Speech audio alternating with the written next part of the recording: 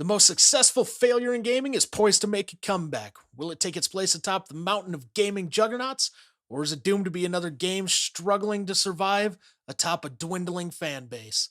This is the Menace State of Overwatch Address 2022.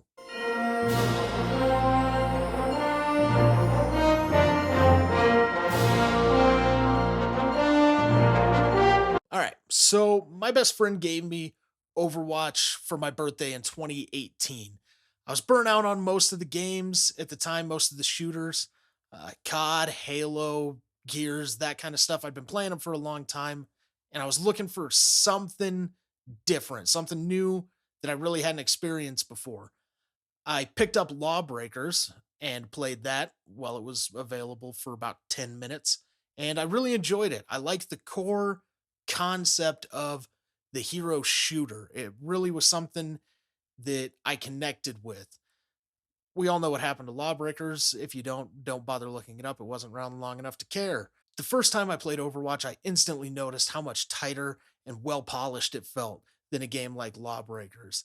It was really on a different level. I enjoyed the game for months before I discovered all the animated shorts and lore stuff, and I immediately fell in love with all the characters and stories that they were trying to tell in this world.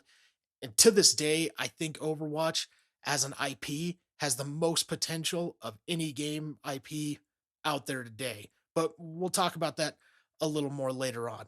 I'd been playing the game and enjoying it with friends for about a year when I was sitting around one day, really didn't have anything to throw on, was going to do some chores around the house, and I noticed the Overwatch League was live. So I threw it on and spent the rest of the afternoon shirking my responsibilities and watching the Overwatch League. I was totally amazed at the level that it was being played at, and it wasn't even the same game that I had been playing. And from that point on, I started taking the game more seriously over the next 2 years. I started learning and practicing and watching content creators and coaching and all that kind of stuff, trying to improve and get better at the game. I love Overwatch and everything it is and everything it could be. We all know how the game went after the announcement of Overwatch 2 in 2019. So we're not going to talk about that. It's in the past. We're just going to skip over it. It's 2022 now. It's June. We just got the big reveal event. Let's jump right in there. So, this reveal that we watched last week, summed up in one sentence, is Overwatch content is coming October 4th. That's the simplest way to put it. I'm going to be dead honest with you guys. Overwatch 2 is happening because Overwatch 1 was not designed to be a live service game. That's the long and short of it. That's the simple answer. Overwatch 2 is a engine redesign and upgrade that will allow the game to better function as a live service. That's all it is. While they were updating the engine and making some upgrades, they took the opportunity to enhance some visual and audio stuff, which is more than welcome. I'm a big fan of that. Visual and audio improvement is always a good thing. I don't know if that's how Overwatch 2 started, if that was the plan, but that's what it is now. I don't know if that has something to do with why Jeff left or any of that kind of stuff, but whatever Overwatch 2 might have been originally, now in 2022, it is simply a engine upgrade and modification to allow it to be more suited towards live service style. Now, it goes without saying that we are not getting as much as we wanted. That's pretty clear. We all had high expectations and were making wild claims about what might come when they finally announced it or started giving us more information. And when we saw three new heroes, we all kind of felt the same way. It is what it is. There's nothing we can really do about it. The good news is we're getting something. We're getting content. We're getting communication. We're getting cooperation between the devs and the community. All that is amazing, and we're definitely taking some steps in the right direction. However, there's still a lot of information that we don't have, and there's lots of places where the Overwatch team and Blizzard could really shoot itself in the foot. And I hate to sound pessimistic and cynical about the whole situation, but the gaming industry has kind of turned me into a jaded, old, grumpy man. But let's talk about Overwatch specifically, and we'll break it down point by point. So let's start with the easy stuff. Overwatch League, whether you like it or not, if some people are into it, some people aren't, it is a personal preference thing. I personally enjoy it. The best marketing Overwatch League had was originally when Overwatch 2 beta first came out. The only way you could watch Overwatch 2 or see it was in the Overwatch League. That was great. The reality is, though, they need to do more to incentivize people to watch the league. Casual players need to be engaged in the league if they have any hopes of staying afloat or getting back sponsors or anything like that. It comes down to views. You have to have people watching, and they need to give people a reason to watch, whether that's drops and in-game rewards, rewarding people with the Overwatch League tokens that you can only buy the Overwatch League skins with, that kind of stuff. At giving more things to buy with those league tokens, I think would be an excellent deal. I love the skins that they come out with. You could definitely do more team related skins or more specific player related skins. I think would be really awesome. But yeah, just give the community more reasons to look at Overwatch League and to be involved in that segment. So let's talk about the actual content that they talked about in the reveal and that we know we're getting. Charms, cool. They're not really a huge thing, but I definitely like that they're there. I would rather have them than not. The more things you can do, the better. Mythic skins. These were mentioned during this reveal event. These skins are going to be amazing. Hot take, I think these skins are going to change the way cosmetics are done in live service gaming from here on out. I think Blizzard has always done a great job, and the Overwatch team, the guys at Team 4, have done a great job of upping the quality level of skins and cosmetics. And I think they're going to take it to a whole new place with these mythic skins. I can't wait to see more. I think they're really going to blow people away when it comes to those. That being said, they are going to cost money. You are going to have to pay for them in some way or another, and they're going to be expensive. I don't know if it's going to be a part of the battle pass reward. I'm assuming it would have to be in some way. I don't know how you do it any other way. But if you don't want to, it would be way far down the battle pass. It would be probably the capstone, the last thing you would ever get from the battle pass. And if you didn't want to go down that road and you just wanted to pay for it out of pocket, I'm assuming it's going to be very expensive. Maps and heroes. This is going to be the only free content in the game. I can almost guarantee you the only thing you're going to get if you never want to pay a dime to Overwatch 2 is new maps and new heroes. I don't think, I mean, there might be some skins and sprays and maybe some little stuff you can get in the unpaid battle pass, but I don't think you're going to get anything major from the free to play side of the game. You're going to have, they want you to spend money. Overwatch needs to make money. So everything that they put out is going to be monetized.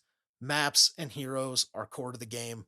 They can't hide those behind a paywall. So I would fully expect that those are the only things you're going to get for free. As far as the heroes go, it's going to probably end up being another 3 hero a year deal, which I'm fine with. I think that's a great number. You might be able to push it to 4, but anything past that, and I think you start messing with quality of the heroes you're getting out, and you start messing with meta and balance issues of just not being able to understand how to play a hero, not letting the meta develop, not letting the balance happen before bam, you already got another hero in your face. And we haven't even let the dust settle from the last one. So I think three is good if we end up right in there. If they push it to 4, I think we'll be all right. I don't think we need more than that though. When we're talking about content, we also have to kind of address the main elephant in the room. For years, Overwatch has released little bits here and there, and they've all been super high quality. There's been a few, weird spots here and there, but a lot of times whenever they released new skins, you knew they were going to be excellent. Whether they released a core map or a deathmatch map, an arcade map, you knew they were going to be awesome, super high quality. Everything that they put out was going to be good and super high quality. With this switch to a live service model, there's concern. I know they've said that they've built the engine to allow for rapid creation of quality content. We'll see. Content for content's sake is pointless. If you're making a bunch of stuff that I don't want, why are you making it? I would rather have one awesome skin than five skins that are boring and bland and lazy. Hopefully, they can maintain their quality and keep up those standards. Like I said, they've always pushed that standard to a new level. Hopefully, they can keep maintaining that even at the pace they're trying to set. Next up is monetization. This is a big one. Prices and currency value for cosmetics are most likely going to be a joke. If you enjoy collecting all the coolest skins, you better get ready to crack that piggy bank open. I fully expect a $10 game pass with things you can't get without paying. I expect skins to have pretty high price tags on them. Like I said, the mythic skin, I would not be shocked if these skins were 50 to 60 bucks. I really wouldn't. That's definitely on the, 50 to 60 for mythic, 30, 40 legendaries, 15 to 25 for epic, 5 to 10 for rare. And if they do any common skins, I'm not sure what they would do with that, but they would probably be less than 5. But that's the reality. I know those are a little high, but like I said, I think Blizzard has always pushed it. The Overwatch team has always taken it to the next level. And I think they're going to, if they continue to do that, if they continue to blow minds and really excel at the skins, I think they're going to charge a premium for them. So I'm ready for that. There's probably going to be money involved or rigorous amounts of grinding. The reality of the situation is when you have a live service game, they don't want you to grind stuff for free. They want you to pay them. They want to make money so they can pay their people and keep making stuff. So it is what it is. If you're not prepared for that, you're in trouble. Other stuff like charms, emotes, highlight intros, that kind of stuff, I honestly could see ranging anywhere from $1 to $20, depending on how crazy they get with it. There's all sorts of stuff they could do. Hopefully, we get to see the store and the currency before the game actually launches so we can get a better idea of what we're getting into. I don't want a Diablo Immortal situation on our hands. We would all like to avoid that. I don't think they could make it that bad if they tried, but if there's one thing AAA game publishers never fail to do, it's impress. So, fingers crossed we get an idea of what we're getting into before we actually have to get into the game or do anything like that. PvE. So we're going to talk about PvE here in monetization just because they haven't said a lot about it and we don't know a lot. So we're going to keep it kind of light. I think PvE is going to be pay to win, and I think PvE is going to be pay up front. I don't think it's going to be included in any way in the battle passes or anything like that. I think you're going to have to pay to get each episode or mission or however they break it down. And then there's going to be monetization in it. Two things that I'm almost positive about the PvE. One is the story and campaign stuff is going to be outstanding. I think they're going to do a great job of taking us on an adventure and telling stories with these awesome characters and advancing the Overwatch world in a super awesome way that we're all excited to see. And that they are going to exploit the crap out of replayable missions.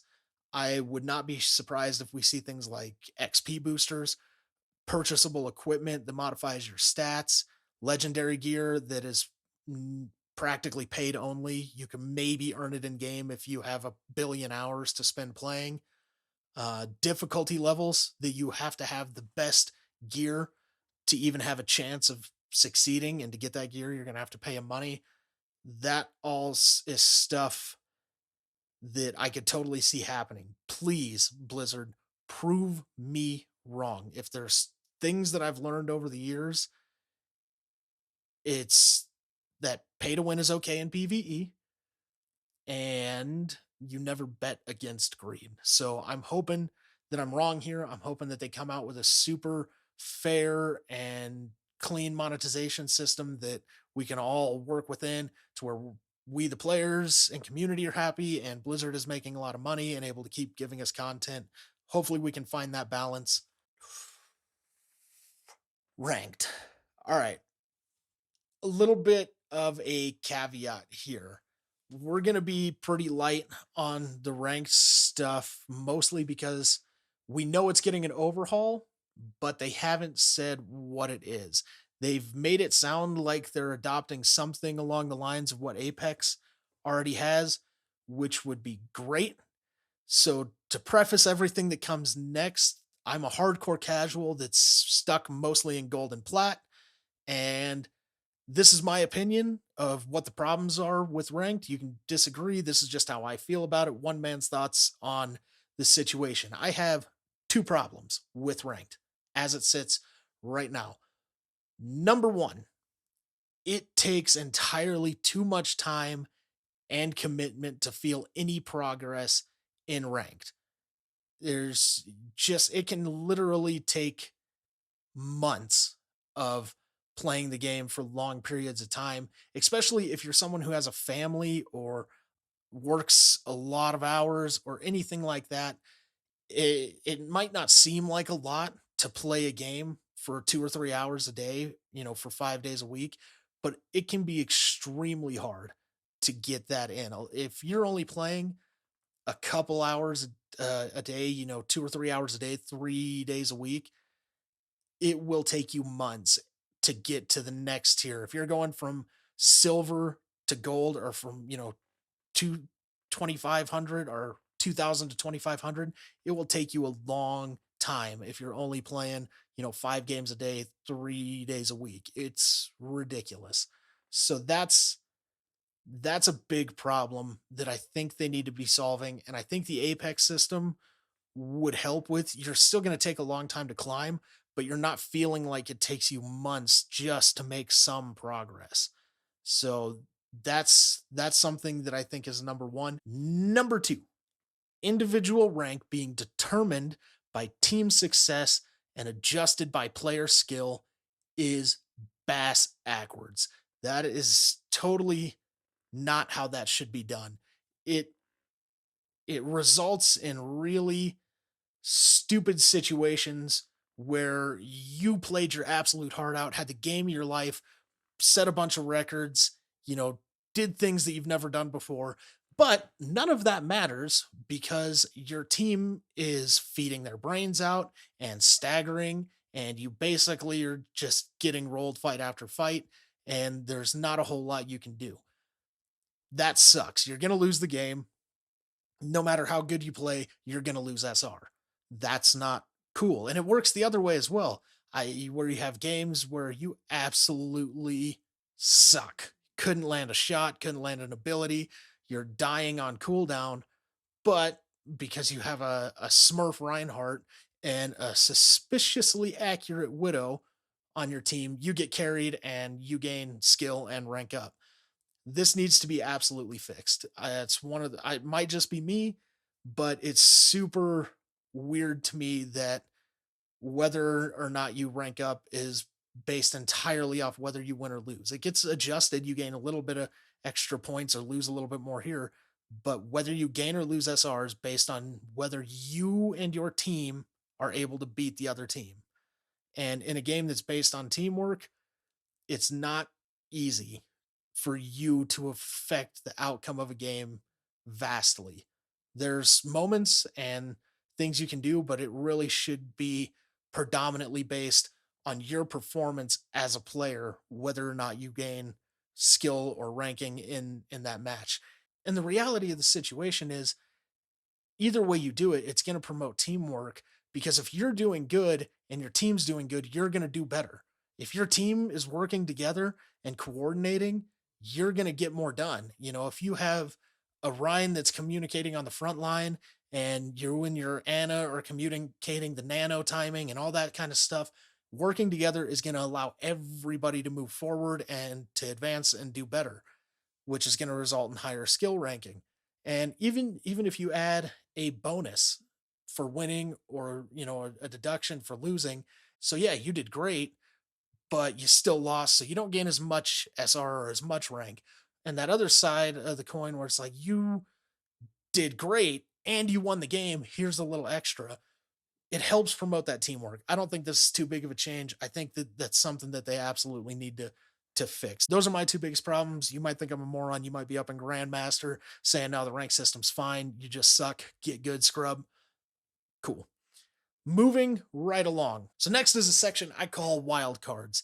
These are just little points, little spots, things that I've thought about that I think would be great if they could take a look at or include, or hopes and dreams, so that kind of stuff. So first up is Overwatch, Blizzard, Team 4, please give a shit about consoles.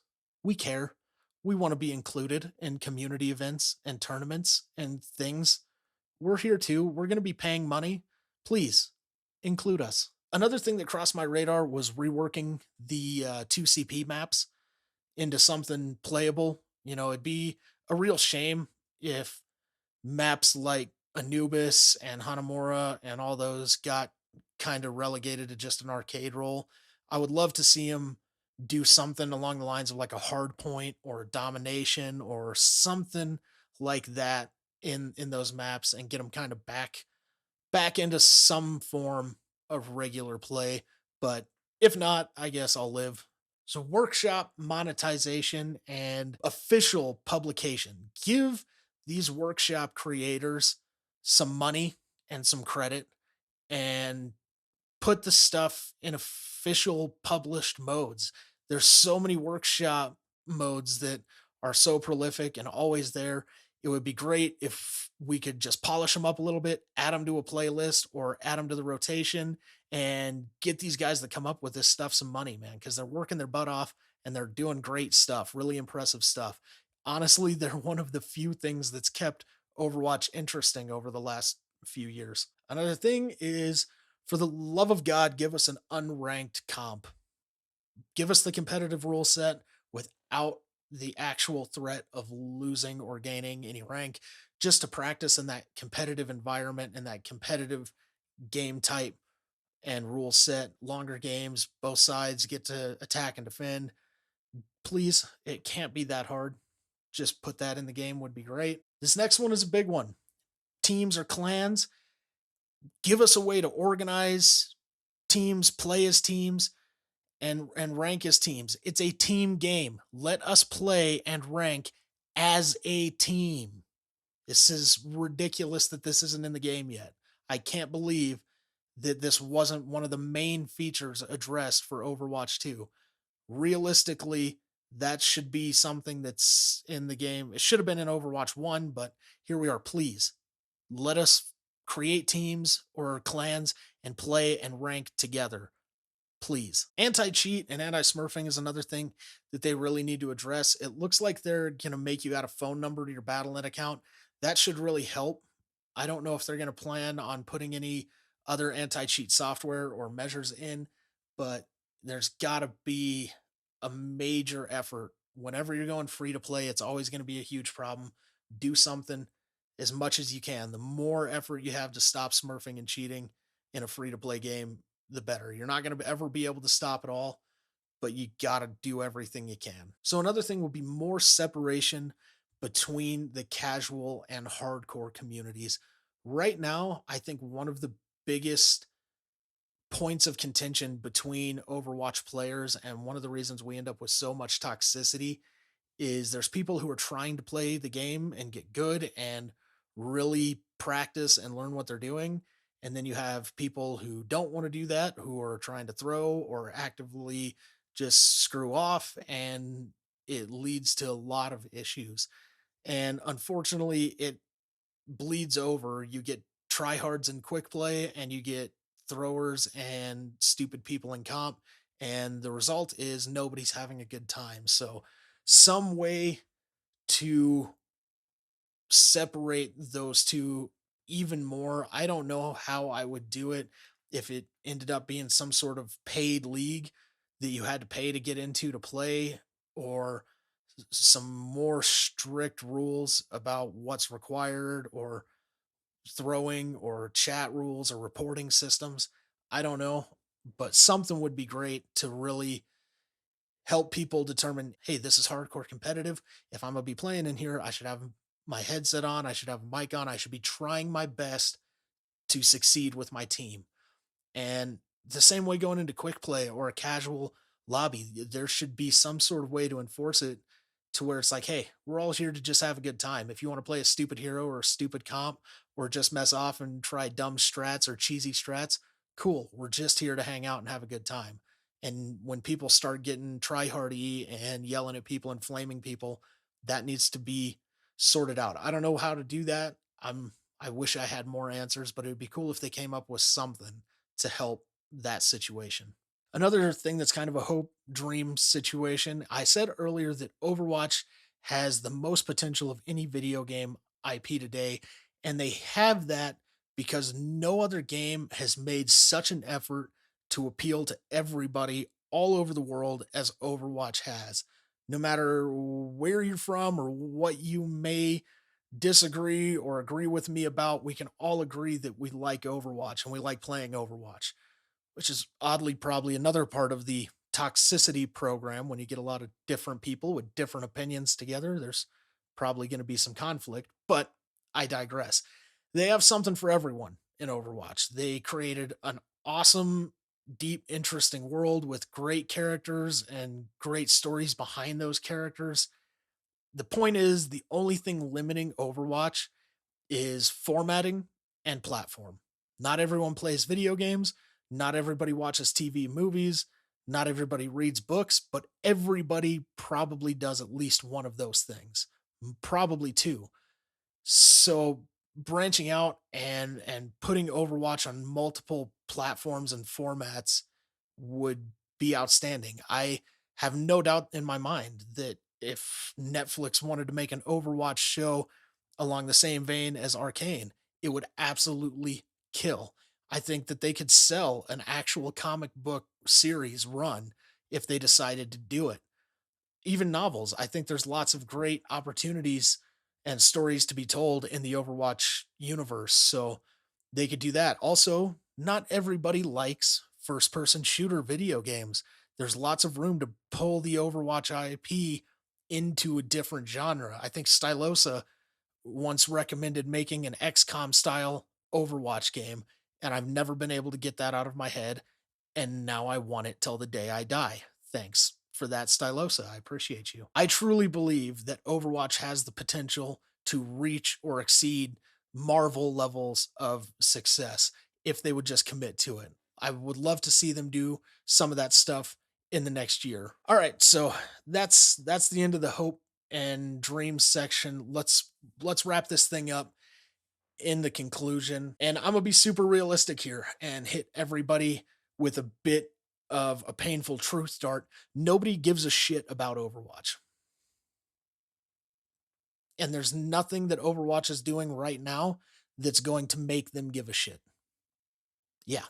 Everything they're doing right now is desperately trying to catch up to an industry and games that have left them in the dust. They're not doing anything really groundbreaking or innovative to push Overwatch into the number one spot or even the top 10 at this point. I'm thinking that Overwatch is going to have a huge boom on October 4th when everything blows up and everybody's playing it. And then people are going to realize that this is the same game in a lot of ways. There's a lot of things that are similar. I know there's changes, but a casual person is not going to really appreciate the differences and the changes they're making. And I think they're going to leave unless something major happens. I don't think that within 1 year of Overwatch 2's launch, it will still be in the top 10 of like Twitch stream views. I just don't think it's going to stay. I hope I'm wrong. I hope Team 4 and Blizzard can prove me wrong. This game deserves to succeed. The devs deserve to succeed. The fans deserve to succeed. To see something as amazing as Overwatch fail due to poor marketing decisions and poor corporate choices and management, I think would be an absolute travesty. In 2023, I want to be talking about how Overwatch is setting a new bar for the gaming industry. I want to talk about the new Netflix series that is coming for Overwatch. I want to be making content about how awesome Overwatch is. I want to be talking about how Microsoft and Overwatch has saved Activision Blizzard. I want to be streaming for you guys. Hopefully, all the amazing people over at the Overwatch team can make all those dreams come true. I really do want this game to succeed, guys. I really love everything about Overwatch and I want it to do amazing things. I just hope that it can. Well, that's it, guys. You made it to the end of the video. Thanks for watching and sticking around, listening to me ramble. If you liked what I said, or if you want to see more stuff like this, go ahead and like, subscribe. We are going to start making lots of content on Overwatch as more stuff comes out. If you think I'm a moron and disagree with literally everything I said, let me know down in the comments after you like and subscribe the video, please. Once again, thanks for watching. We'll catch you guys on the next one.